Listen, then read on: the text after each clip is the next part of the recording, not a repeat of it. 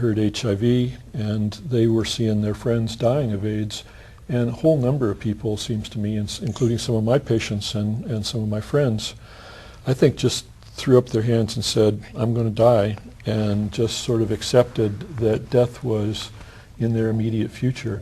And I think if they had had more hope, like we do nowadays because of the cocktail treatments, that maybe they'd still be alive.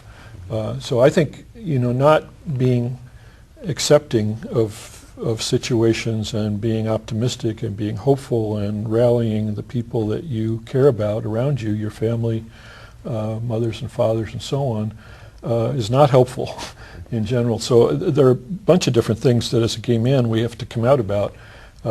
Sometimes we come out to ourselves about who we're attracted to and who we're not.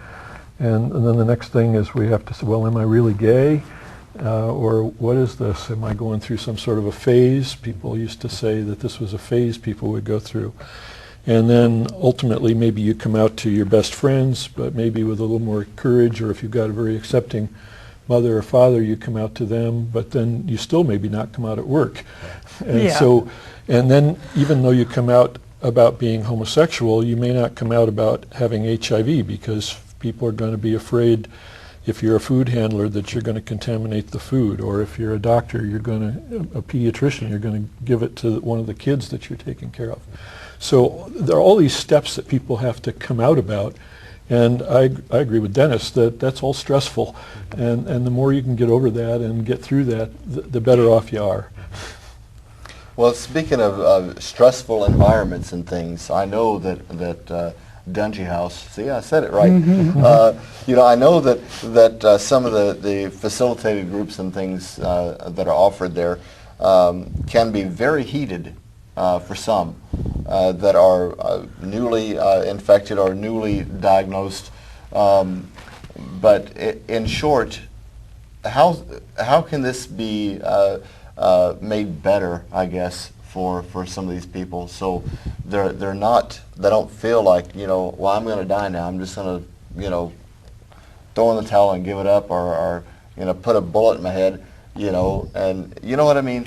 Well, it's one of the things that makes our groups work is when a newly diagnosed person walks in, thinking that their life is over, and seeing people at different stages of infection, some who've had it for 20 years, who are thriving. And, to take that a step further, one thing that I hear all the time from people who are able to transmute this bad news into something good are people that say, at the time I didn't realize it, but I've come to learn that this was the best thing that ever happened to me, and you hear that from cancer survivors all the time, and that's very much the case with myself and a lot of the people I know who are doing well and thriving and managing, the disease.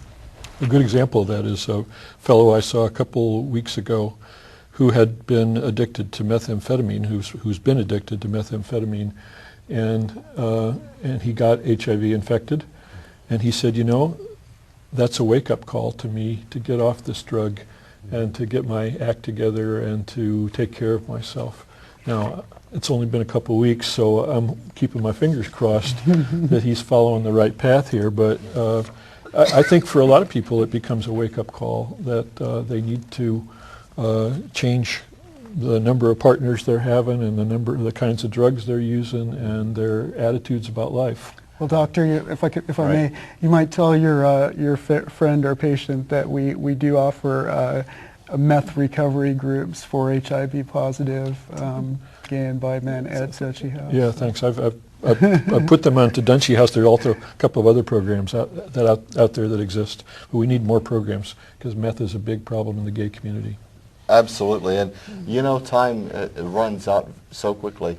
It truly does.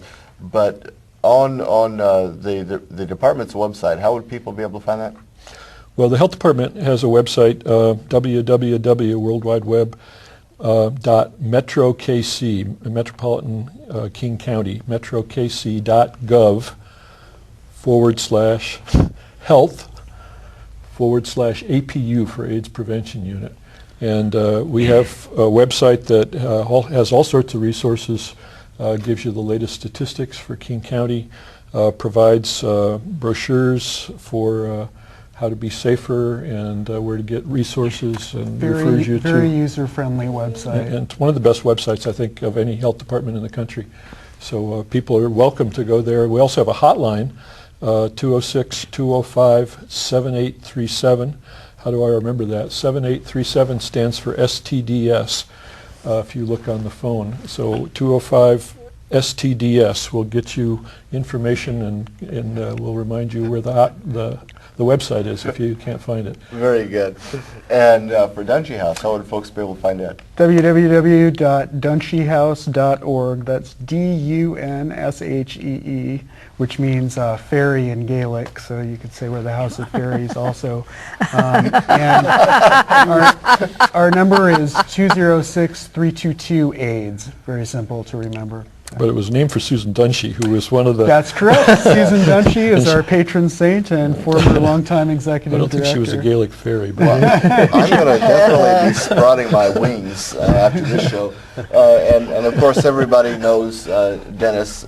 He's been on our show before talking about HIV and AIDS, his history, his background, and life story. And you know, I appreciate you very much, and I know that Stevie does, and our viewers. You know, after a period of time, Dennis, if we don't have you on, we hear about it. You know, people, when is Dennis going to be? You know, that big talk out. When is he going to be on? And now this week, as well as next, ladies and gentlemen, Dennis's mom, Miss Kennedy, is going to be gracing your set again next week, and Miss Wananga. She will be gracing your set next week also. And I guess that means I got to do it too. But anyway, folks, I really hope that everybody got something out of today's cablecast, because there is so much left that has to be said that hasn't. A lot of feelings need to be expounded on. New medication, new AIDS cocktails are now soon to be on the marketplace anyway, if they're not already, which has given even more hope for those that have not been able to be treated successfully with the prior stuff that has been out there, and of course caring and loving mothers. I think I mean, what more can you ask? Seriously, what more can you ask besides to have some loving mothers that are there and willing to go to battle for their children, and say, you know what, we may not understand it, but we're going to fight it together as family. And that's important, even at the house. Hey, my mom saved my life. She brought me into this world, and she saved me too. So. Well, my mom, she told me one time, she goes, I brought you into this world, I can take you out. I was like, oh. But anyway, ladies and gentlemen, I'm Pastor Christian with Who's Your Daddy. Our website, www.who'syourdaddy.tv.org. And our phone is 206-736-9688. It should be Who's Your Daddy, something Who's Your Daddy, 800 Who's Your Daddy. Anyway, our email address, lhmiproductions@hotmail.com. It's a pleasure, as always, to be here, and I hope that you have enjoyed this program. If you have, call us or write us and let us know. If you have a question for any of the guests, feel free to call us or call them and let them know, and I'm sure that somebody will contact you back. Anyway, on behalf of everybody here at Who's Your Daddy and everybody on the panel, God bless, good speed, good health, and we'll see you next week right here on Who's Your Daddy.